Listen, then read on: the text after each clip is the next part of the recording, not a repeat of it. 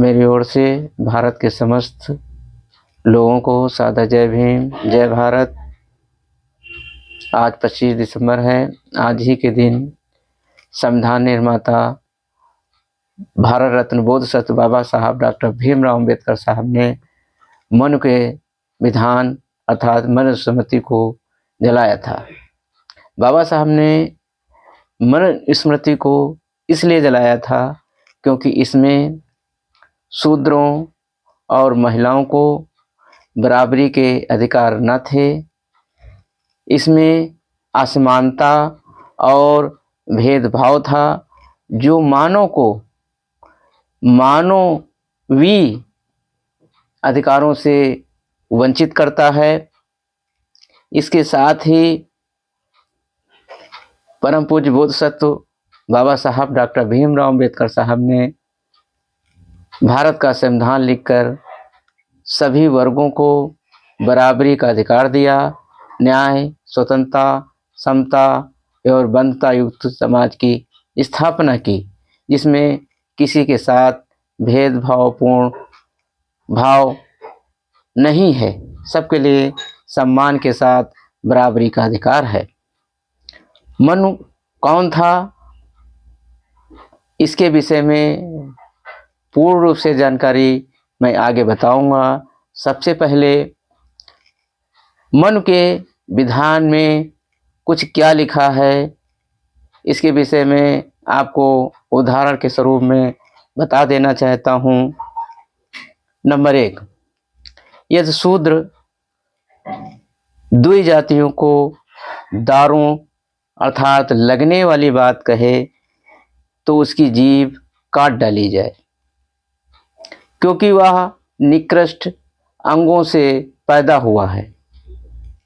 यदि शूद्र द्रोह से दुई जातियों के नाम ले ले तो राजा उसके मुंह और कान में गरम तेल डलवा दे, और यदि शूद्र उच्च जातियों के साथ आसन पर बैठने की इच्छा करे तो राजा उसकी कमर दागकर देश से निकाल दे अथवा पिछवाड़ा अथवा चूतड़ कटवा दे।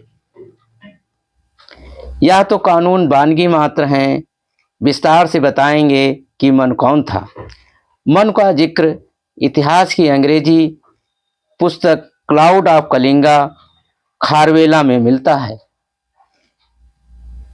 जिसके अनुसार ग्रीक राजा डिमेट्रियस ने शुंग राज पर विजय प्राप्त करने के लिए अयोध्या से मथुरा तक अपना राज स्थापित कर लिया, तो मगध राज में निवास करने वाले अंतिम बौद्ध सम्राट बृहद्रथ की हत्या करने वाले पुष्यमिशुंग, जिसने हजारों की संख्या में बौद्धों का कत्लेआम किया था एवं उसने घोषणा की थी कि जो एक बौद्ध भिक्षु का सिर काट के लाएगा उसको 100 सोने के सिक्के इनाम स्वरूप दिए जाएंगे।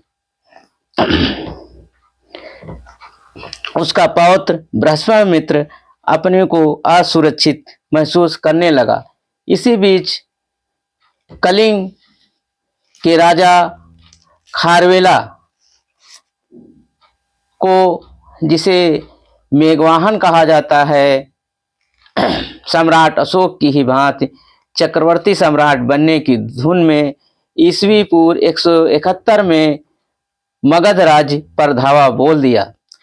दूसरी तरफ ग्रीक राजा डिमेट्रियस, जो लगातार युद्ध करते हुए आगे बढ़ रहा था, उससे डरकर राजा बृहस्पति ने राजा डिमेट्रियस को हराने के लिए राजा खारवेला के प्रति आभार व्यक्त करते हुए अपना ताज उतारकर आत्मसमर्पण कर दिया। आत्मसमर्पण करने के बाद हाल में लगी हुई पुष्यमिशुंग की प्रतिमा के सामने नतमस्तक होते हुए कहता है कि हे पूज्य बाबा, जो कुछ आपने किया था वह उससे ही मिट गया। उसे बहुत ही ग्लानि व शर्म महसूस हुई। वहीं पर राजा बृहस्पति का पुरोहित व सलाहकार मनु मिलता है, जो शुंग राजाओं के दरबार में उनकी प्रशंसा की रचना कहा करता था। राजा खारवेला मन के विषय में पहले ही सुन रखा था। मन की रचनाओं पर राजा खारवेला ने मन को फटकारते हुए कहता है कि उसने ग्रीकों व पार्थियन जैसे विदेशियों को 2/3 संख्या के ऊपर क्षत्रियों की उपाधि से विभूषित कर दिया है।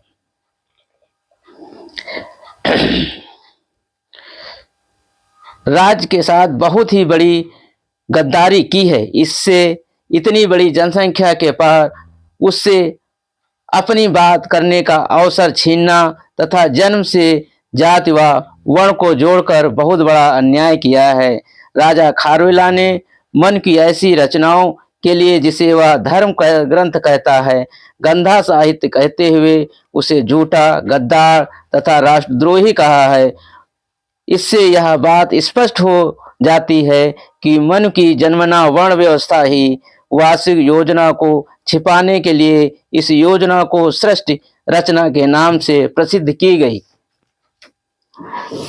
राजा खारवेला ने बृहस्पति मित्र की दयनीय दशा को देखते हुए उसका राज्य वापस कर दिया और मन को समझाते हुए कहा कि वह मनुस्मृति के विधान को परिवर्तित कर दे, ताकि जनता विभाजित होने के बजाय संगठित हो जाए। इसी के साथ सभी लोगों को जय भीम, जय भारत।